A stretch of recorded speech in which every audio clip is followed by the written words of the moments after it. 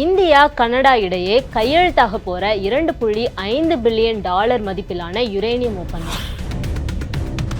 India Canada கடந்த சில ஆண்டுகளா இந்த இரண்டு நாடுகளோட பேரை கேட்டாலே நம்ம நினைவுக்கு வர்றது மோதல்களும் கசப்பான அறிக்கைகளும் தான்.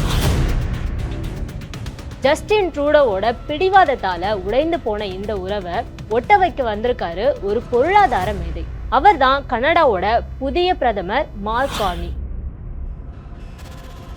27 பிப்ரவரியிலிருந்து 4 நாட்கள் இந்தியாவுக்கு அரசு முறை பயணம் மேற்கொள்ற மார்க் கார்னி வெறும் நட்புறவுக்காக மட்டும் இங்க வரல, அடுத்த 10 ஆண்டுகளுக்கான இந்தியாவோட எரிசக்தி பசியை தீர்க்க போற ஒரு பிரம்மாண்டமான மாஸ்டர் பிளானோட தான் இங்க வந்திருக்காரு. $2.5 பில்லியன் மதிப்பிலான யுரேனியம் ஒப்பந்தம், ரஷ்யாவுக்கு மாற்றாக கச்சா எண்ணெய் விநியோகம், இந்திய மாணவர்களோட விசா சிக்கல்கள் என பல அதிரடி முடிவுகளை இந்த பயணத்துல எடுக்கப்பட இருக்காங்க. ட்ரூடோ காலத்துல இருந்த அந்த பனிப்போர் முடிவுக்கு வந்து ஒரு புதிய வசந்தம் தொடங்க போகுதா? மார்க் கார்னியோட இந்த 4 நாட்கள் பயணத்துல இந்தியா அடைய போற லாபங்கள் என்ன? அந்த ரகசிய யுரேனியம் டீல் இந்தியாவோட தலையெழுத்தை மொத்தமா மாத்த போகுதா? முழு விவரத்தையும் இந்த வீடியோல பார்க்கலாம்.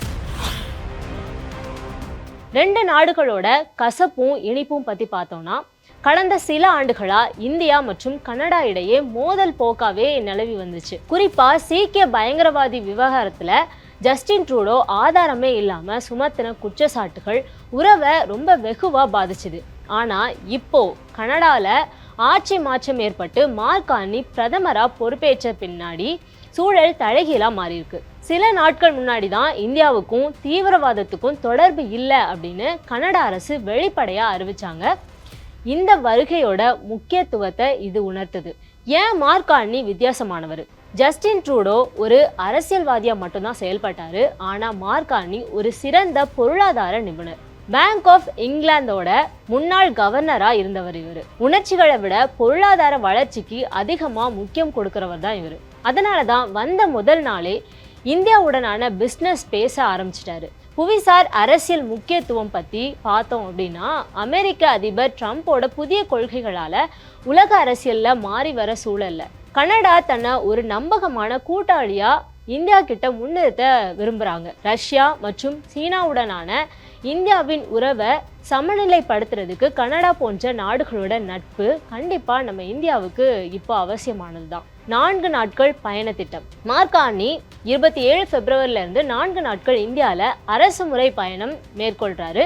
இதுல அவரு இந்தியாவோட முன்னணி தொழிலதிபர்கள் மற்றும் முதலீட்டாளர்களை சந்திக்க இருக்கிறாரு. இந்த பயணத்தோட மாஸ்டர் ஸ்ட்ரோக் என்ன அப்படின்னா, கையெழுத்தாக போற இந்த $2.5 பில்லியன் மதிப்பிலான யுரேனியம் ஒப்பந்தம் தான்.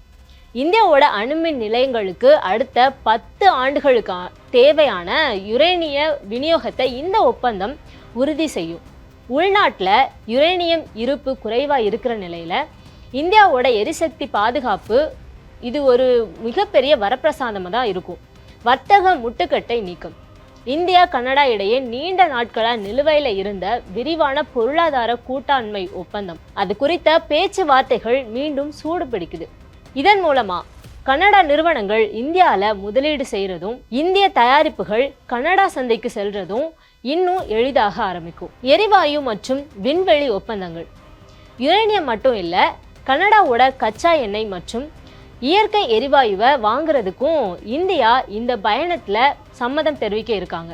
ரஷ்யாட்ட இருந்து கச்சா எண்ணெய் வாங்குறத இந்தியா குறைச்சி வர நிலையில கனடா ஒரு சிறந்த மாற்றாக தான் இருக்கும். அதே மாதிரி கனடா தன்னோட செயற்கைக்கோள்களை விண்ணில் செலுத்த இந்தியாவுடன் முக்கிய ஒப்பந்தங்களை இறுதி செய்ய இருக்காங்க. தொழில்நுட்பம் மற்றும் ஏஐ எனப்படுற செயற்கை நுண்ணறிவு துறையில கனடா உலக அளவுல முன்னணியில இருக்கிறாங்க. இந்த தொழில்நுட்பத்தை இந்தியாவோட டிஜிட்டல் கட்டமைப்புல பயன்படுத்துறது குறித்தும் இந்த 4 நாட்கள் பயணத்துல ஆலோசிக்கப்பட இருக்கு. கல்வி மற்றும் விசா தொடர்பான மாற்றங்கள். பொருளாதார ஒப்பந்தங்கள் ஒரு பக்கம் இருந்தாலும் இன்னொரு பக்கம் லட்சக்கணக்கான இந்திய மாணவர்களோட புலம்பெயர்ந்தவர்களுக்கும் ஒரு மகிழ்ச்சியான செய்தி இந்த பயணத்துல வெளியாகலாம். கடந்த சில காலமா கனடா விசா பெறுறதுல நிலவி வர அந்த சிக்கல்களை தீர்க்கிறதுக்காகவும் மாணவர்களோட பாதுகாப்பை உறுதி செய்யறதுக்காகவும் இரு நாடுகளும் புதிய வழிமுறைகளை உருவாக்க திட்டமிட்டிருக்காங்க.